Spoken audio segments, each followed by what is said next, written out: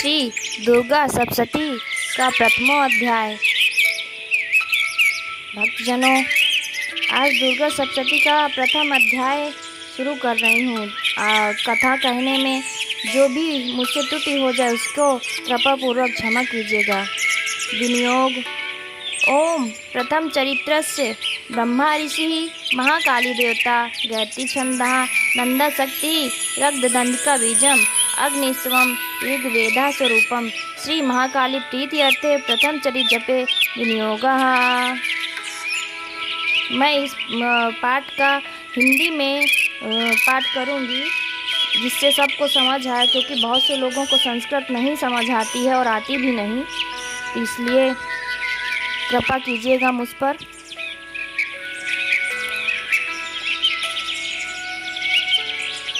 भगवान विष्णु के सो जाने पर मधु और कैटभ को मारने के लिए कमल जन्मा। ब्रह्मा जी ने जिनका स्तवन किया था उन महाकाली देवी का मैं सेवन करता हूँ।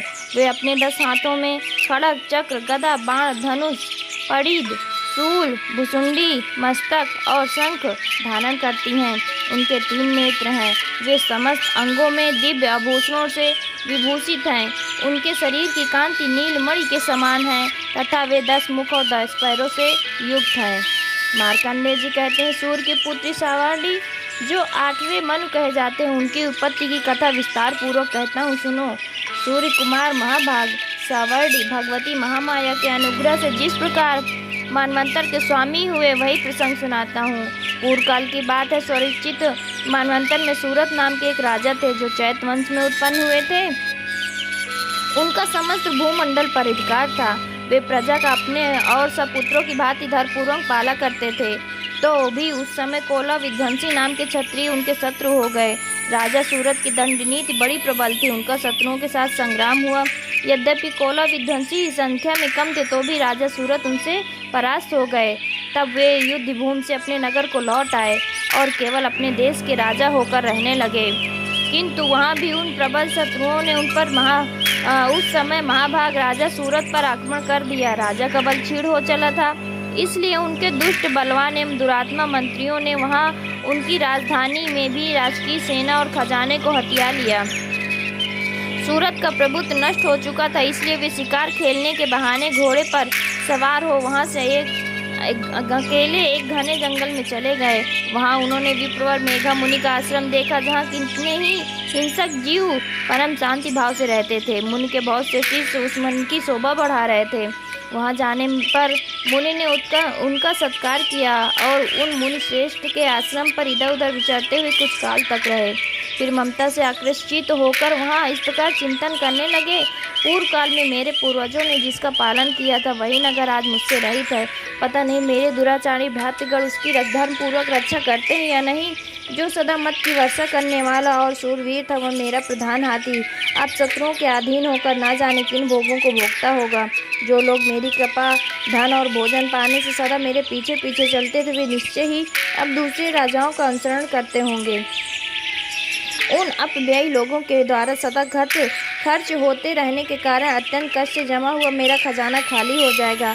ये तथा और भी कई बातें राजा सूरत निरंतर सोचते रहते थे। एक दिन उन्होंने वहाँ विप्रवर मेघा के आश्रम के निकट एक वैश्य को देखा और उससे पूछा, भाई तुम कौन हो? यहाँ तुम्हारे आने का क्या कारण है? तुम क्यों शोकग्रस्त और अनमने से दिखाई देते हो? राजा सूरत का ये प्रेम पूर्वक कहा हुआ वचन सुनकर वैश्य ने विनीत भाव से उन्हें प्रणाम करके कहा। वैश्यवर बोला, राजन, मैं धनियों के कुल में उत्पन्न हुआ एक वैश्य हूँ। मेरा नाम समाधि है। मेरे दुष्ट स्त्री पुत्रों ने धन के लोभ से मुझे घर से बाहर निकाल दिया। इस समय धन स्त्री और पुत्रों से वंचित हूँ। मेरे विश्वासनीय बंधुओं ने मेरा ही धन लेकर मुझे दूर कर दिया है, इसलिए दुखी होकर मैं मन में चला आया हूँ। यहाँ रहकर मैं इस बात को नहीं जानता कि मेरे पुत्रों की स्त्री के और स्वजनों की कुशल है या नहीं। इस समय वे घर में कुशल से रहते हैं अथवा उन्हें कोई कष्ट है। वे मेरे पुत्र कैसे हैं? वे सदाचारी अथवा दुराचारी हो गए हैं। राजा ने पूछा, जिन लोभी स्त्री पुत्र आदि ने धन के कारण तुम्हें घर से बाहर निकाल दिया है, उन्हीं के प्रति तुम्हारे चित्त में इतना स्नेह का बंधन क्यों है? वैश्य बोला, आप मेरे विषय में जैसी बातें कहते हैं सब ठीक है, किंतु क्या करूं? मेरे मन में निष्ठुरता नहीं धारण करता। जिन्होंने धन के कारण लोभ में पड़कर मुझे घर से निकाल दिया है। पिता के प्रति स्नेह, पति के प्रति प्रेम तथा आत्मीय जन के प्रति अनुराग को तिलांजलि दे मुझे घर से निकाल दिया। उन्हीं के प्रति मेरे हृदय में बस इतना स्नेह है। महामते गुणहीन बंधुओं के प्रति जो मेरा चित्त इस प्रकार प्रेम मग्न हो रहा है, ये क्या है? इस बात को मैं जानकर भी नहीं जान पाता। उसके लिए लंबी सांसें ले रहा हूँ और मेरा हृदय अत्यंत दुखित हो रहा है। उन लोगों में प्रेम का सर्वथा अभाव है, तो भी उनके प्रति जो मेरा मन निष्ठुर नहीं हो पा रहा, इसके लिए क्या करूँ? मार्कंडेय जी कहते हैं, ब्रह्मांड तदंतर राजाओं में श्रेष्ठ सूरत और वो समाधि नामक वैश्य दोनों साथ साथ मेघा मुनि की सेवा में उपस्थित हुए और उनके साथ यथा योग्य न्याय अनुकूल विनय पूर्वक बर्ताव करके बैठे। तत्पश्चात वैश्य और राजा ने कुछ वार्तालाप आरंभ किया। राजा ने कहा, भगवान, मैं आपसे एक बात पूछना चाहता हूँ, उसे बतलाइए। मेरा चित्त अपने अधीन न होने के कारण वो बात मेरे मन को बहुत दुख देती है। जो राज मेरे हाथ से चला गया है, उसमें और उसके संपूर्ण अंगों में मेरी ममता बनी हुई है। मुनि श्रेष्ठ, ये जानते हुए भी कि वो अब मेरा नहीं है, अज्ञानी की भांति मुझे उसके लिए दुख होता है। ये क्या है? इधर ये वैश्य भी घर से अपमानित होकर आया है, इसके पुत्र, स्त्री और भ्रातरों ने इसे छोड़ दिया है, स्वजनों ने इसका परित्याग कर दिया है, तो भी ये उनके प्रति अत्यंत हार्दिक स्नेह रखता है। इस प्रकार ये तथा मैं दोनों ही बहुत दुखी हैं। जिसमें प्रत्यक्ष दोष देखा गया है, उस विषय के लिए हमारे मन में ममता जनित आकर्षण पैदा हो रहा है। महाभाग, हम दोनों समझदार हैं तो भी हम में जो मोह पैदा हुआ, ये क्या है? विवेक शून्य पुरुष की भांति मुझ में और इसमें ये मूर्ता प्रत्यक्ष दिखाई देती है। ऋषि बोले, महाभाग, विषय मार्ग का ज्ञान सब जीवों को है। इसी प्रकार विषय भी सबके लिए अलग अलग। कुछ प्राणी दिन में नहीं देखते और कुछ रात में नहीं देखते। कुछ जीव ऐसे जो दिन और रात्रि बराबर देखते हैं। ये ठीक है कि मनुष्य समझदार होते, किंतु केवल वे ऐसे नहीं होते। पशु, पक्षी, मृग आदि सभी प्राणी समझदार होते हैं। मनुष्यों की भांति मनुष्यों को समझ भी वैसे ही होती जैसे उन मृग और पक्षियों की होती है, तथा जैसे मनुष्यों की होती है वैसे उन मृग, पक्षी आदि की होती है। ये तथा अन्य बातें भी प्रायः दोनों में समान ही है। समझ होने पर इन पक्षियों को तो देखो, वे स्वयं भूख से पीड़ित होते हुए भी मोमबस बच्चों की चोंच में कितने चाव से अन्न के दाने डाल रहे हैं। नरश्रेष्ठ, क्या तुम नहीं देखते कि मनुष्य समझदार होते हुए भी लोग बस अपने किए उपकार का बदला पाने के लिए पुत्रों की अभिलाषा रखते हैं। यद्यपि उन सब में समझ की कमी नहीं है, तथापि वे संसार की स्थिति बनाए रखने वाले भगवती महामाया के द्वारा महाममतामय भंवर से युक्त मोह के गहरे गर्त में गिराए गए हैं। इसलिए इसमें आश्चर्य नहीं करना चाहिए। जगदीश्वर भगवान विष्णु की योग निद्रा रूप जो भगवती महामाया है, उन्हीं से ये जगत मोहित हो रहा है। वे भगवती महामाया ज्ञानियों के चित्त को भी बलपूर्वक खींच कर मोह में डाल देती हैं। वे ही इस समय चराचर जगत की सृष्टि करती हैं तथा वे ही प्रसन्न होने पर मनुष्यों को मुक्ति के लिए वरदान देती हैं। वे ही परा विद्या, संसार बंधन और मोक्ष की हेतु भूता सनातनी देवी तथा संपूर्ण ईश्वरों की आदिश्वरी हैं। राजा ने पूछा, भगवान, जिन्हें आप महामाया कहते हैं, वे देवी कौन हैं? ब्रह्मांड, उनका आविर्भाव कैसे हुआ तथा उनके चरित्र कौन कौन हैं? ब्रह्मवेताओं में श्रेष्ठ महर्षि उन देवी का जैसा प्रभाव है, जैसा रूप है और जिस प्रकार प्रादुर्भाव हुआ हो, वो सब मैं आपके मुख से सुनना चाहता हूँ। ऋषि बोले, राजन, वास्तव में तो वो देवी नित्य स्वरूपा ही हैं। संपूर्ण जगत उन्हीं का रूप है तथा उन्होंने समस्त विश्व को व्याप्त कर रखा है। तथापि उनका प्रकटय अनेक प्रकार से होता है, वो मुझसे सुनो। यद्यपि वे नित्य और अजन्मा है, तथापि जब देवताओं का कार्य सिद्ध करने के लिए प्रकट होती हैं, उस समय लोकों में उत्पन्न हुई कहलाती हैं। कल्प के अंत में जब संपूर्ण जगत एकड़ के में निगम हो रहा था और सबके प्रभु भगवान विष्णु शेषनाग की सैया बिछाकर योग निद्रा का आश्रय ले रहे थे, उस समय उनके कानों के मैल से दो भयंकर असुर उत्पन्न हुए जो मधु और कैटभ के नाम से विख्यात थे। वे दोनों ब्रह्मा जी का वध करने को तैयार हो गए। भगवान विष्णु के नाभि कमल में विराजमान प्रजापति ब्रह्मा जी ने जब उन दोनों भयानक असुरों को अपने पास आया और भगवान को सोया हुआ देखा, तब एकाग्रचित्त होकर उन्होंने भगवान विष्णु को जगाने के लिए उनके नेत्र में निवास करने वाली योग निद्रा का स्थापन किया, जो इस विश्व की आदिश्वरी, जगत का धारण करने वाली, संसार का पालन और संहार करने वाली तथा तेज स्वरूप भगवान विष्णु की अनुपमा शक्ति हैं। उन्हीं भगवती निद्रा देवी की भगवान ब्रह्मा स्तुति करने लगे। ब्रह्मा जी ने कहा, देवी तुम ही स्वाहा, तुम ही स्वधा और तुम ही वाष्कार हो। स्वर भी तुम्हारे स्वरूप है, तुम ही जीवन दायिनी सुधा हो।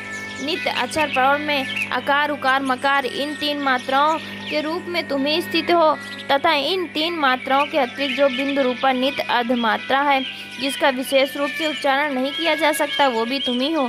देवी तुम ही संध्या, तुम ही सावित्री और तुम ही परम जननी हो। देवी तुम ही इस विश्व ब्रह्मांड को धारण करती हो, तुमसे इस जगत की सृष्टि होती है, तुम ही से इसका पालन होता है और सदा तुम ही कल्प के अंत में सबको अपना ग्रास बना लेती हो। जगन्मयी देवी, इस जगत की उत्पत्ति के समय तुम सृष्टि रूपा हो, पालन काल में स्थित रूपा तथा कल्पांत के समय संहार रूप धारण करने वाली हो।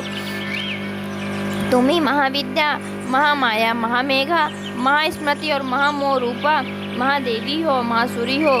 तुम ही तीनों गुणों को उत्पन्न करने वाली सबकी प्राकृति हो। भयंकर काल रात्रि, महारात्रि, अमोह रात्रि भी तुम ही हो। तुम ही श्री और तुम ही ईश्वरी, तुम ही और तुम ही बोध स्वरूपा बुद्धि हो। लज्जा, पुष्टि, तुष्टि, शांति और क्षमा भी तुम ही हो। तुम खड़ग धारणी, शूल धारणी, घोर रूपा तथा गदा, चक्र, शंख और धनुष धारण करने वाली बाढ़, भुसुंडी और परी, ये भी तुम्हारे अस्त्र हैं।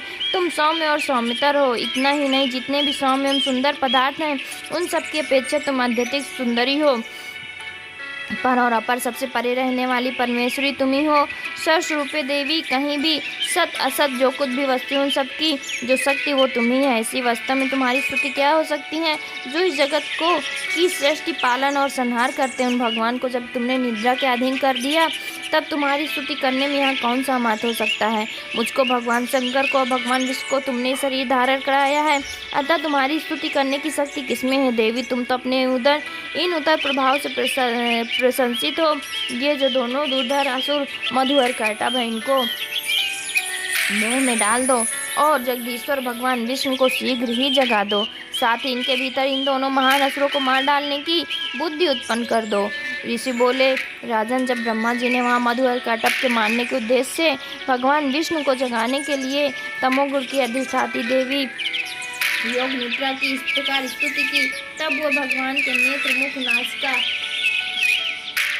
बाहु, हृदय और वक्ष तल से निकलकर अव्यक्त जन्मा ब्रह्मा जी की दृष्टि के समक्ष खड़ी हो गईं। योग निद्रा से मुक्त होने पर जगत के स्वामी भगवान जनार्दन उस एकर्ण के जल में शेषनाग की सैया से जाग उठे। फिर उन्होंने उन दोनों असुरों को देखा। वे दुरात्मा मधु और कैटभ अत्यंत बलवान और पराक्रमी थे और क्रोध से लाल आंखें किए ब्रह्मा जी को खा जाने के लिए उद्योग कर रहे थे। तब भगवान श्रीहरि ने उठकर उन दोनों के साथ 5000 वर्षों तक केवल बाह्य युद्ध किया। वे दोनों भी अत्यंत बल के कारण उन्मत्त हो रहे थे। इधर महामाया ने भी उन्हें मोह में डाल रखा था, इसलिए वे भगवान विष्णु से कहने लगे, हम तुम्हारी वीरता से संतुष्ट हैं, तुम हम लोगों से कोई वर मांगो। श्री भगवान बोले, यदि तुम दोनों मुझ पर प्रसन्न हो तो आप मेरे हाथ से मारे जाओ, बस इतना से ही मैंने वर मांगा है, यहाँ दूसरे किसी वर से क्या लेना। ऋषि कहते हैं, इस प्रकार धोखे में आ जाने पर जब उन्होंने संपूर्ण जगत में जल ही जल देखा तो भगवान विष्णु से कहने लगे, जहाँ पृथ्वी जल में डूबी ना हो और जहाँ सूखा स्थान हो, वहाँ हमारा वध करो। ऋषि कहते हैं, तब तथास्तु कहकर शंख और चक्र और गदा धारण करने वाले भगवान ने उन दोनों के मस्तक अपने जांघ पर रखकर चक्र से काट डाले। इस प्रकार ये दोनों महामाया ब्रह्मा जी की स्तुति करने पर स्वयं प्रकट हुई। अब पुनः तुमसे उनके प्रभाव का वर्णन करता हूँ, सुनो।